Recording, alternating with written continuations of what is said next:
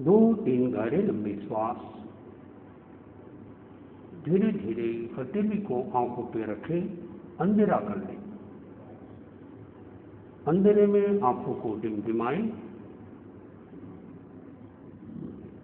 धीरे धीरे उंगलियों को खोलें, हाथ को हटाएं, ध्यान का प्रयोग संपन्न करें। एक भजन के साथ आज का प्रवचन प्रारंभ। प्रेम से बोले कि प्यारे संयम खलु जीवनम।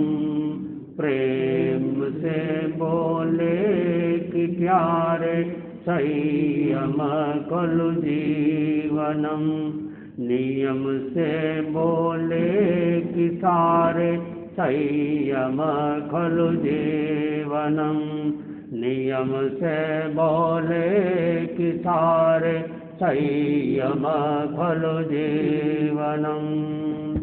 जन्म मानव का कहावे श्रेष्ठ इस संसार में। जन्म मानव का कहावे श्रेष्ठ इस संसार में। मोक्ष की आराधना का द्वार नर अवतार में। साधना के हर किनारे संयम खलु जीवनम। साधना के हर किनारे संयम खलु जीवनम। प्रेम से बोले कि प्यारे संयम खलु जीवनम। धर्म का आधार ही क्या और संयम के बिना। धर्म का आधार ही क्या और संयम के बिना। नीतियाँ होगी निरंकुश क्यों न संयम के बिना। नीतियाँ होगी निरंकुश क्यों न संयम के बिना। एक दर्द ही उचारे संयम खलु जीवनम। एक दर्द ही उचारे संयम खलु जीवनम। प्रेम से बोले कि प्यारे संयम खलु जीवन। हाथ संयम, पाँव संयम, आत्म संयम साध्य हो।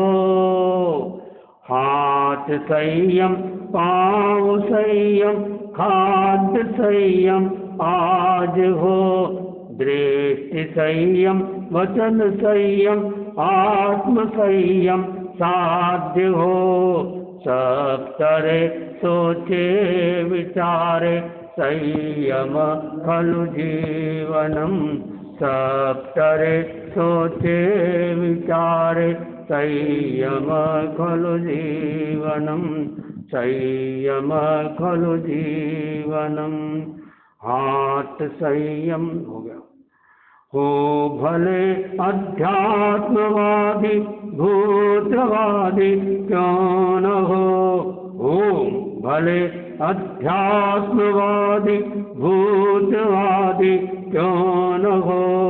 शांतिमय जीवन कहाँ अपना निरंतर जो न हो अणुव्रत के सहारे संयम खलु जीवनम। हो अनुव्रत के सहारे संयम खलु जीवनम, प्रेम से बोले कि प्यारे संयम खलु जीवनम।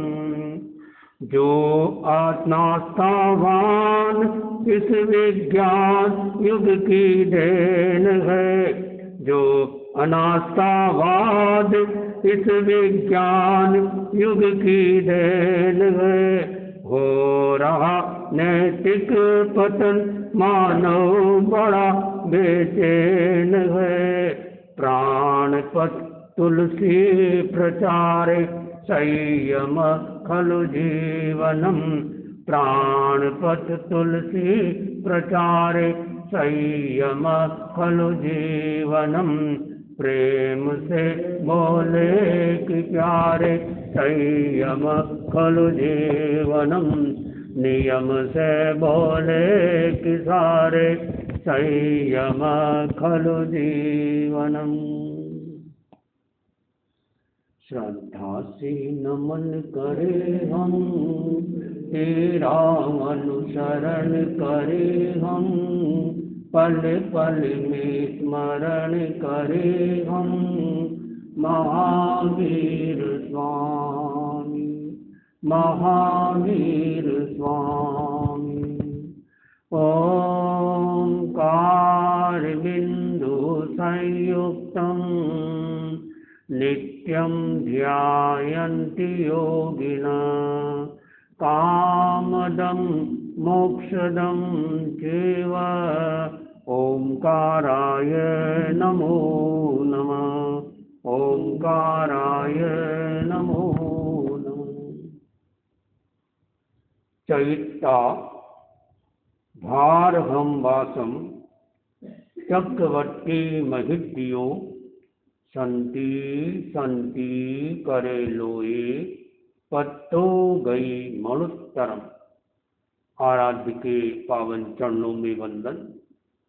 अत्य विराजित श्रद्धे मुनि श्री संजय कुमार जी स्वामी, मुनि श्री प्रकाश कुमार जी स्वामी, धर्म प्रेमी भाइयों और बहनों, अभी आपने एक गीत सुना। आचार्य तुलसी ने अणुव्रत के क्षेत्र में बहुत व्यापक काम किया। गरीब की झोपड़ी से लगाकर राष्ट्रपति भवन तक उन्होंने यात्राएं की और लगभग 1,00,000 किलोमीटर की पद यात्रा की। जीवन में अंतिम समय तक काम किया और उनका उद्देश्य यही रहा, जन जन में यह अणुव्रत लोगों के मन में बैठे। और वो कहते थे अणुव्रती बनने के लिए कोई भी अणुव्रती बन सकता है, चाहे जैन हो, महाजन हो, हरिजन हो, कोई भी जाति का हो, कोई भी वर्ग का हो, और कैसा भी इंसान हो, चाहे नास्तिक क्यों नहीं हो, एक नास्तिक आदमी भी अणुव्रती बन सकता है। तो उसके लिए उन्होंने बहुत भागीरथ प्रयत्न किया और समय समय पर गीतों की रचना की गई। हर गीतों में संयम की बात आई। संयम खलु जीवनम, एक नारा चलता है कि संयम खलु जीवनम, अर्थात संयम ही जीवन है।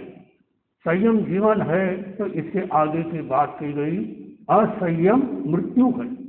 आचार्य महाप्रभु जी ने कहा असंयम खलु मृत्युम, यानी मरणम, अर्थात अगर संयम जीवन है तो असंयम मृत्यु के समान है। सब जीना चाहते हैं, सब्बे जीवा भी इच्छन्ति जीवियम न मरियम। तस्वीकालिक में कहा सभी जीव जीना चाहते हैं, मरना कोई नहीं चाहता, फिर हम दूसरों को क्यों मारें। खुद भी जीना चाहता है, कोई मरना भी नहीं चाहता। तो कहा गया संयम से जिए और संयम से मरे। तो कहा गया कि नियम से बोले संयम खलु जीवनम। और आगे कहा जन्म मानव का कहा है श्रेष्ठ इस संसार में। इस संसार में पूछा गया सर्वश्रेष्ठ प्राणी कौन है। एक बार जंगल में पशु पक्षियों ने ये एक सम्मेलन किया और बात चली कि सबसे अच्छा प्राणी कौन है। सभी ने सर्वसम्मति से यह चिंतन किया कि सर्वश्रेष्ठ प्राणी कौन है, तो वो है मनुष्य है। जितने वैज्ञानिक विकास मनुष्य ने किए हैं, किसी जानवर ने नहीं किए। मोक्ष में भी मनुष्य बनकर ही जाया जा सकता है। साधु बनना तो हो तो भी मनुष्य बनना जरूरी है। तो मनुष्य का बहुत बड़ा महत्व है। सर्वसम्मति से यह प्रस्ताव पारित किया गया। उस में मीटिंग में सब तरह के जानवर होते हैं और एक जानवर था, वो था कौवा। कौवे ने कहा, आदमी बड़ा धूर्त है, मनुष्य अच्छा नहीं है, मनुष्य जो है अच्छा नहीं है, और पशु भी कई अच्छे हो सकते हैं। उसकी बात सुनकर उस कौवे को मार के भगा दिया कि इतनी अच्छी मीटिंग चल रही है और इसमें तुम हमारा विरोध करते हो, तुम्हारा विरोध अच्छा नहीं है, इसलिए उस कौवे को मारकर भगा दिया। एक बार की बात, एक आदमी शाम के समय जंगल में घूमने के लिए आया था, रास्ता भटक गया और उसके पीछे एक शेर लग गया। कौन लग गया? शेर लग गया। अब वो क्या करे, तो एक आओ देखा ना चाहो पेड़ के ऊपर चढ़ गया। शेर कितना भी ताकतवर हो, पेड़ पे शायद ही चढ़ता हो या चढ़ नहीं पाया। वो पेड़ ऊंचा भी था, ऊपर चढ़ गया और वो नीचे इंतजार करता है। शेर भी वहीं बैठ गया और योग की बात, उस पेड़ के ऊपर पहले से एक बंदर बैठा था। कौन बैठा था? बंदर। बंदर के बारे में कहा जाता है कि बड़े काम का बंदर, नाचे तो जितेंद्र, मारे तो धर्मेंद्र, रोए तो राजेंद्र, गोश्त देखो हर हीरो की, सूरत इसके अंदर, बड़े काम का बंदर। कोई मदारी था, मदारी का खेल खिलाता था और साथ में गीत भी गाता था और लोग बहुत आते थे। तो वो कहा, बंदर ऊपर बैठा था। अब क्या हुआ, शेर ने कहा कि तुम नीचे आ जाओ। बोले मैं तो नहीं आऊँगा। बंदर को बोला तुम नीचे आ जाओ। बोले मैं भी नहीं आऊँगा। अब सोचा क्या करे, दोनों ने आपस में कच्ची दोस्ती कर ली। पक्की दोस्ती भी होती है तो कच्ची दोस्ती भी होती है। आजकल की दोस्ती कागज का फूल है, दिखने में खूबसूरत, सूंघने में धूल है। बहुत सारे दोस्त केवल जेब के होते हैं। जब तक जेब में कुछ है तो दोस्ती है, और जेब में कुछ नहीं है तो दोस्ती नहीं है। देखिए दुनिया का क्या नियम है, जो चम्मच होते हैं हमेशा भरे हुए बर्तन के पास में रहते हैं, खाली बर्तन के पास में चम्मच नहीं मिलेगा। यही संसार में देखिए, जो लोग स्वार्थी हैं वो उनके पास में रहते हैं, यानी कहते चमचा करते चारों भाषा में, जो चमचा होते लोग वो ऐसे ही, और कुछ हो तो मिल जाएगा, चक्कर लगाते रहते हैं, कुछ नहीं है तो चले जाते। तो दोस्ती हो गई और एक एग्रीमेंट किया गया कि आधी रात को मनुष्य सोएगा और आधी रात को बंदर सोएगा, ताकि वो नीचे नहीं जाए। तो शेर नीचे बैठा हुआ। अब क्या हुआ, पहले कौन सोया? पहले सोया मनुष्य और बंदर जागता रहा। बंदर को शेर ने कहा, अरे तू जंगल का आदमी और मैं भी जंगल का राजा, तुम्हारा ये क्या लगता है, गाय भैंस को क्या लगती है? तुम एक काम करो, तुम इसको थोड़ा सा धक्का दे दो, ये नीचे गिर जाएगा, मैं खा लूँगा, तुम चले जाना। बंदर ने कहा, नहीं, मेरी शरण में आया है, मैं ऐसा नहीं कर सकता। बहुत कोशिश की, शेर ने बहुत चाल चली, बहुत तीर चलाए, लेकिन बंदर पक्का रहा। अब देखो, अब नंबर आया किसका? अब बंदर सोने का नंबर आया और वो आदमी को जागने का नंबर आया। आदमी जागा तो शेर ने कहा, अरे तुम यहाँ कहाँ से आ गए? तुम तो शहर के आदमी हो, तुम्हारी पत्नी है, तुम्हारे बच्चे हैं, तुम्हारा दुकान है। अगर तुम घर पे नहीं जाओगे तो कितनी चिंता करेंगे। अगर तुमको घर पे जाना है तो एक काम करो, ये जो बंदर बैठा है तुम्हारे पास में, इसको थोड़ा सा धक्का देना, ये नीचे गिर जाएगा, मैं खा लूँगा, मेरी भूख मिट जाएगी और तुम घर चले जाना, मैं तुमको नहीं खाऊंगा। मैं एक बार में एक ही शिकार करता हूँ, मेरा आशा नहीं है मगर। किसने बोला? शेर ने। किसको? उस आदमी को। आदमी ने सोचा बात तो सही है, मेरा इससे क्या संबंध, मेरी पत्नी है, बच्चे हैं, दुकान है, और कल से मैं नहीं गया, कितनी चिंता करते होंगे। मोबाइल तो था नहीं, फोन कर देते। मतलब बड़ी मतलब घूमने के लिए आया था और पता नहीं वो क्या सोचेंगे, और ये धक्का ही देना इसको, इसका धक्का देने से इतना बड़ा मुझे फायदा होता है। तो उसने बस इस बार से में आकर, लोग लालच में आकर, वो जो बंदर बैठा था पास में, जो नींद ले रहा था, उसको धक्का दिया, वहां से वो गिरा, लेकिन बंदर तो बंदर तत्काल गिरती ही दूसरी शाखा पकड़ ली और साइड में बैठ गया। अब फिर क्या बोलता है शेर? देखा तुमने इसने तुम्हारे साथ क्या किया? मैंने पहले ही कहा था इसका भरोसा मत करो बंदर का, तुम अभी भी मौका है, अब इसको धक्का दे दो। वो क्या बोला? बंदर क्या बोला? मैं धोखा नहीं दे सकता, चाहे मनुष्य कोई किसी को धोखा दे चाहे न दे, मैं इसको धोखा नहीं, इसने मेरे पर विश्वास किया है, मैं विश्वासघात नहीं कर सकता। देखिए आप, कौन कह रहा? बंदर कह रहा। अध्यापक ने बच्चे से प्रश्न पूछा, बताओ बच्चे, मनुष्य किसकी संतान है? एक लड़के ने कहा, सर डार्विन के सिद्धांत के अनुसार मनुष्य बंदर की संतान है। ये बात सुनकर स्कूल की छत पर बंदर बैठा था, वो गुस्से में तमतमाया, वो चिल्लाया और उसने कहा, डार्विन झूठा है, हमारी असलियत को लूटा है, सो धिक्कार है, मक्कार है, मनुष्य हमारी जात, हमारा संतान नहीं हो सकती। क्यों? मनुष्य तो मिलावट कर सकता है, मनुष्य मिलावट करता है। आज तक किसी बंदर ने मिलावट नहीं की, और बंदर तो मंदिर में, मस्जिद में, चर्च में, गुरुद्वारे में सब जगह जा सकता है, लेकिन इंसान सब जगह नहीं जाता। बांट दिया है धरती अंबर गिरजाघर में, बांट दिया है भगवान को, धरती बांटे अंबर बांटे, मत बांटो इंसान को।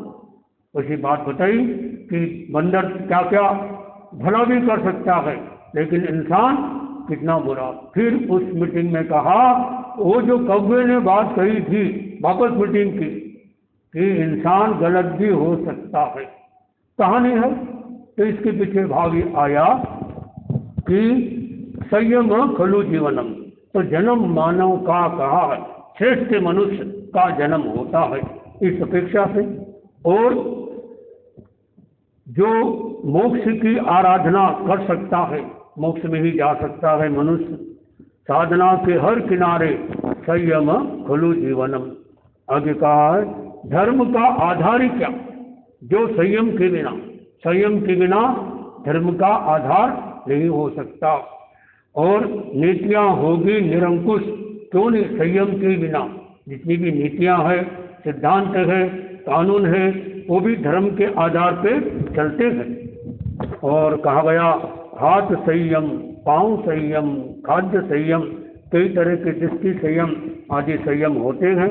तो हम जीवन में संयम की साधना करें। और आगे लिखते हैं कि जो